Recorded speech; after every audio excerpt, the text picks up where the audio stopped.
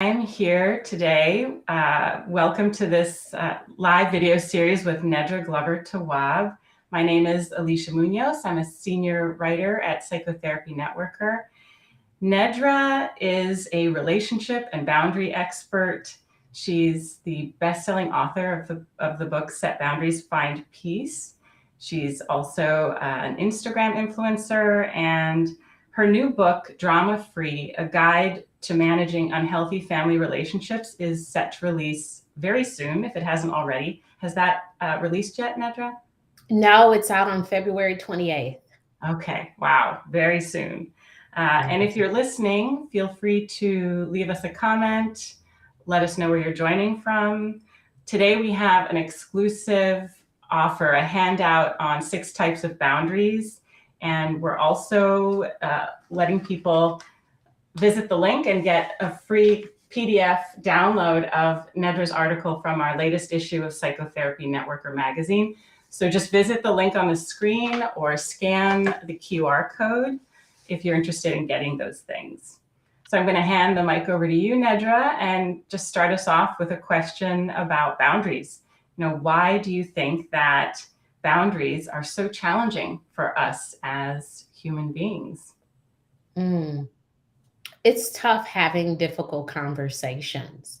And when we have to have those conversations with the people we love, the people we work with our children, even sometimes with strangers, it can be debilitating to think someone might be upset at us. We might offend someone, they might be hurt, or we may not say that thing exactly how we intended to say it. So boundaries are scary, but I would say that they are also a saving grace. I think about the times that I've been overwhelmed, or the times that I've said yes too much, or the times that, I've really been bothered by something. And the thing that will really free me in that situation is for me to have healthier boundaries.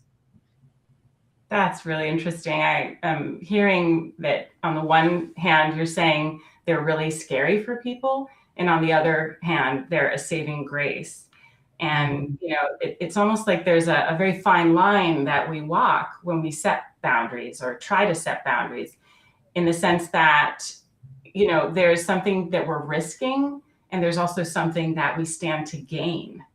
And Mhm. does that resonate for you? Is there something that we risk when we set boundaries with somebody who isn't maybe used to us setting one, or saying, no, I don't want to go to that event with you, or you need to arrive on time and you didn't?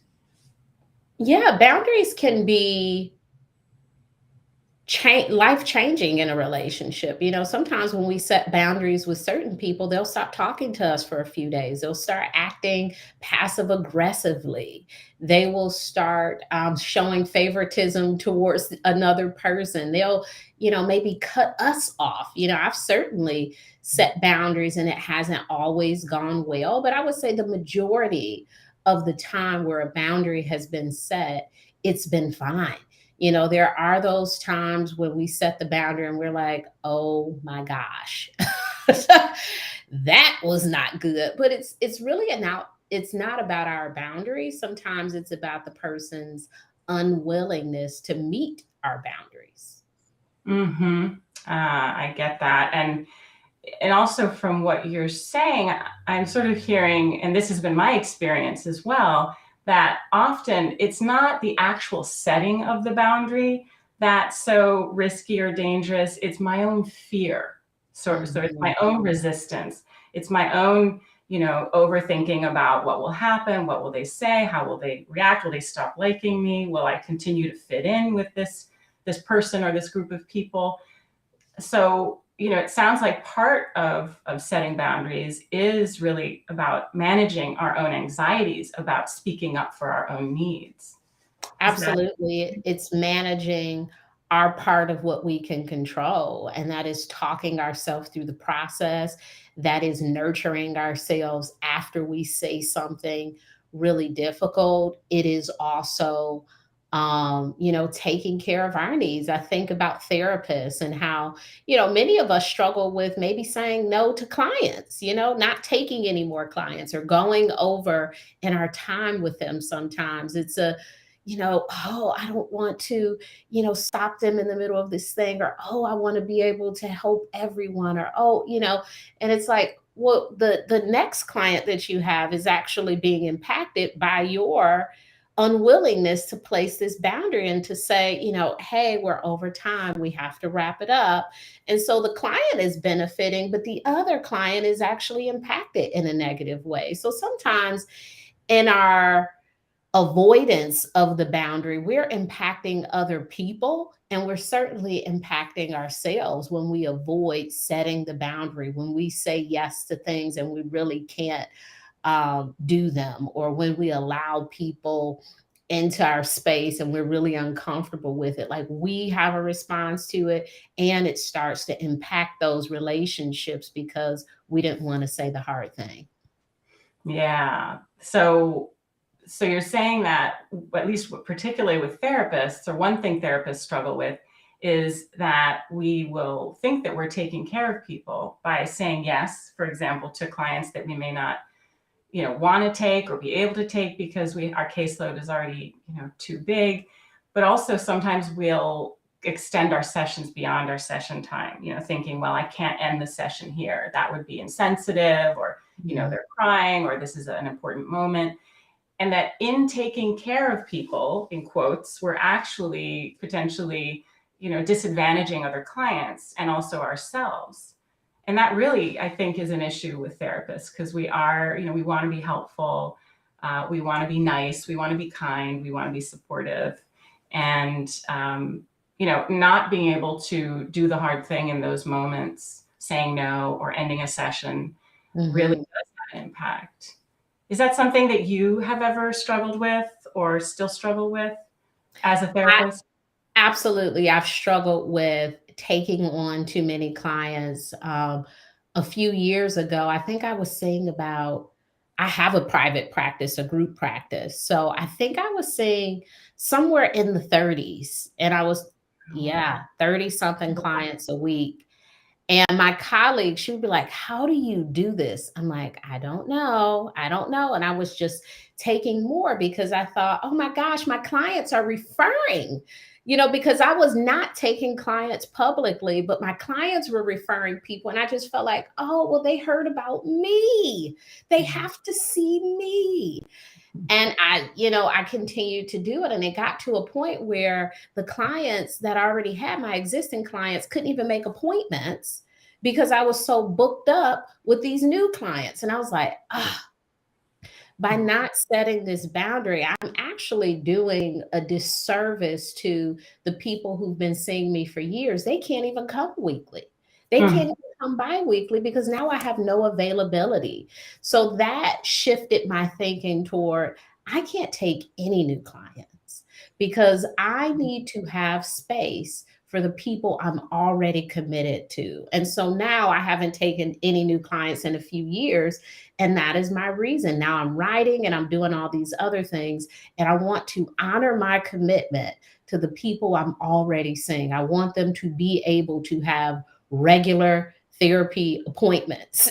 So I can't accept anyone new. And that's tough because I like doing the work, but I have to recognize that there are other therapists who do the work. I have to build relationships and grow my community. So I know, oh, here's a person for you to go to, because I cannot be everything to everyone. And I have to honor my commitment to the people that I'm already in relationships with. Yeah. Wow. Yeah. That really is, that's a powerful approach, to be able to really see the bigger picture. And something that you said also kind of really resonated for me, which is that when we don't set boundaries, or we don't, see our own limits, then we can tend to kind of go from one extreme to another. And in a lot of your work, I've noticed you talk about, finding this middle ground, not going to extremes, finding a nuanced approach to cutoffs or, endings with people, or, handling difficult family members. And, it sounds like being able to kind of make those decisions like you did, I'm not going to take any clients for a while, is important for a time being, but then you can also revisit it, right? I hear Mhm. that a Mhm. lot, that boundaries aren't fixed and rigid. You can always revisit them. You can always decide in a month, all right, maybe I can take 2 or 3 more people on my caseload, and have you noticed that with your clients or with people in general, that we tend to just want a solution, like, okay, always boundaries or always flexible. But really, what we need to learn is to be flexible with our boundaries. Flexible thinking is helpful in so many ways. I think of being a therapist as being a jack of all trades, because you learn so much about dieting, accounting, real estate, like all of these things. I'm like, my interest is everything. I think I know how to knit because I've heard people talk about it enough, right? And so you develop all of this insight on different things. And I forgot where I was going with this. Gosh, what did you say? Where was I Well, going? flexible thinking and Flexible thinking. Yes, yes. So in being flexible, sometimes we have to think about, I am not just one thing. I am multiple things. This situation is not one thing. It's helpful to be flexible in many areas as we are listening to people talk about certain things. I think about diet sometimes, and I've noticed when people are really rigid, it doesn't work yeah. because it's not flexible enough. You can't, if you love pasta, to create a life where you never have it again, few people can do it. I'm not saying it can't be done, but few people can do it. And so it's one of those things, like, how do you build this into your life in a way where maybe it's not an everyday thing?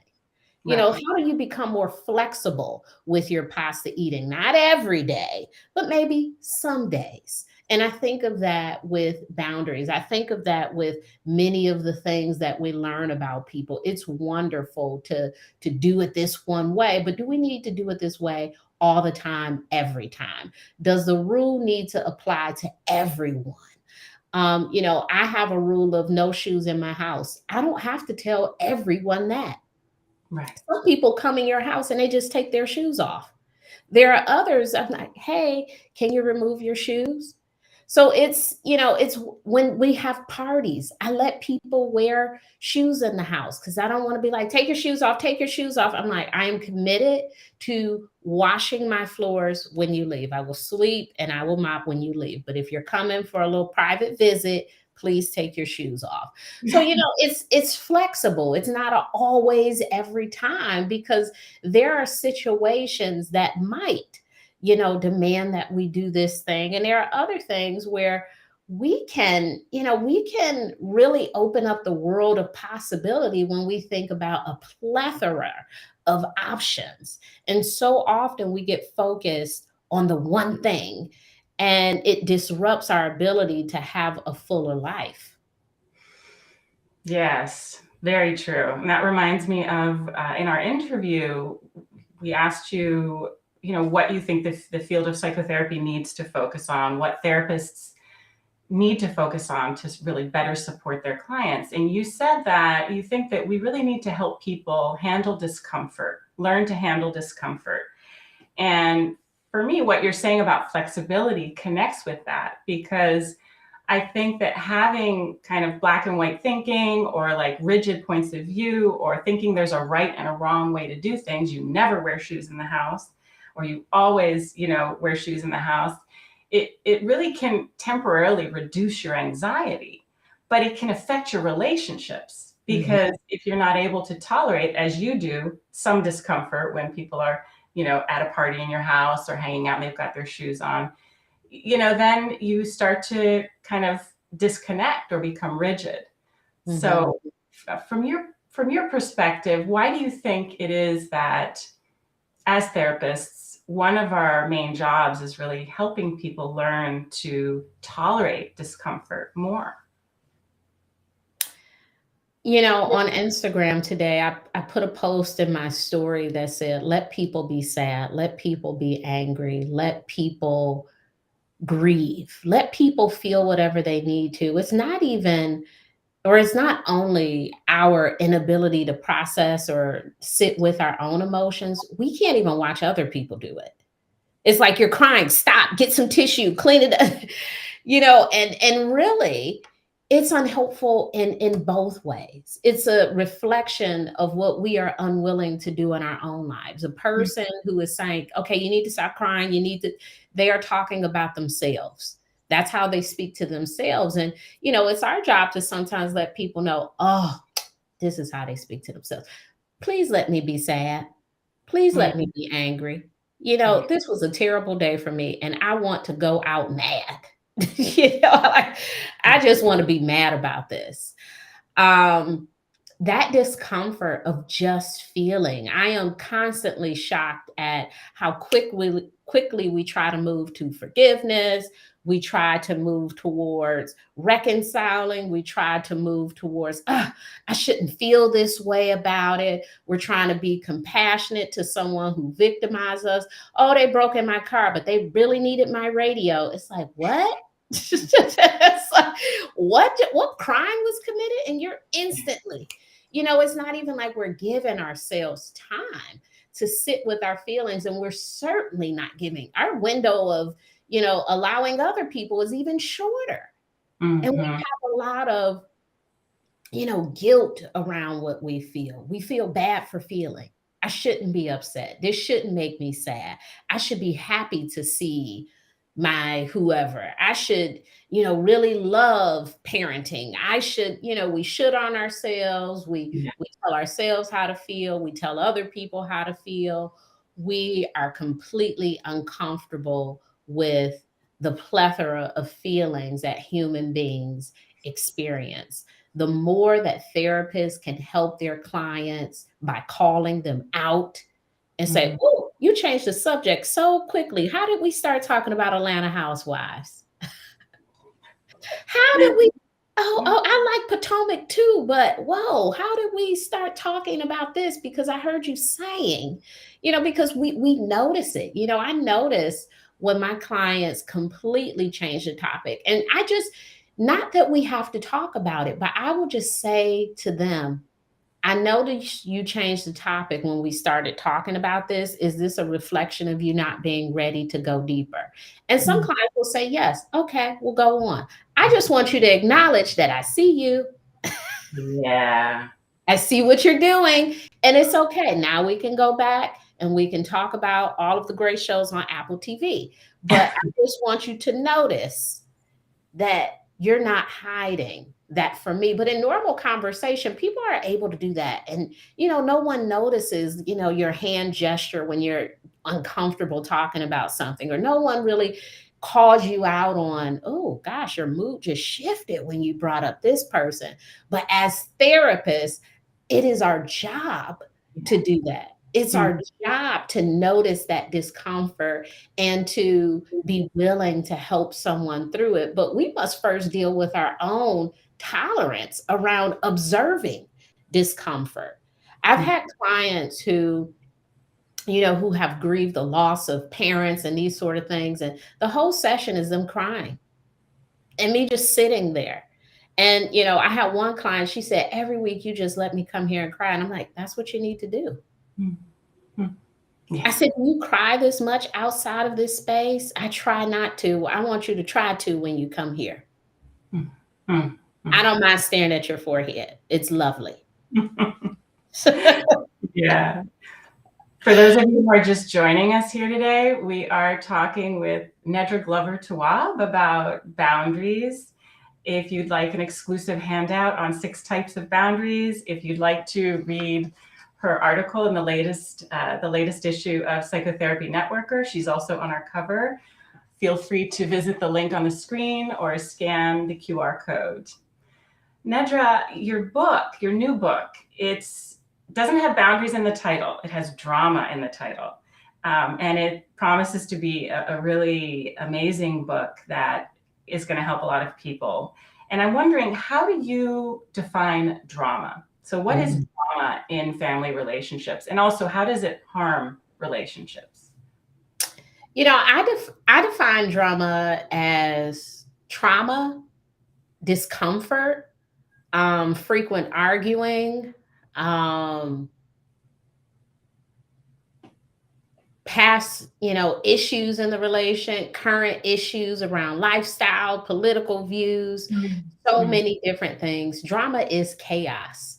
Often when therapists think of chaos, we think of trauma, but chaos can also be a parent who refuses to allow you to be an adult and who is over involved in your life. That's also chaos. So there are many ways that drama shows up in the treatment space. Mm, mm. Yeah, it sounds like another one of those kind of core issues that you have a knack for honing in on, like boundaries, where it's kind of insidious. It's threaded through a lot of different relationships.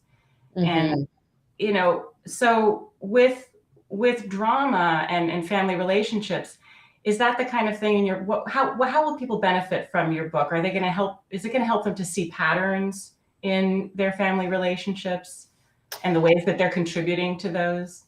Absolutely. I love talking to my clients right after they had that holiday with family, because in my head I'm like, I know what your mama did, so I'm just here to listen.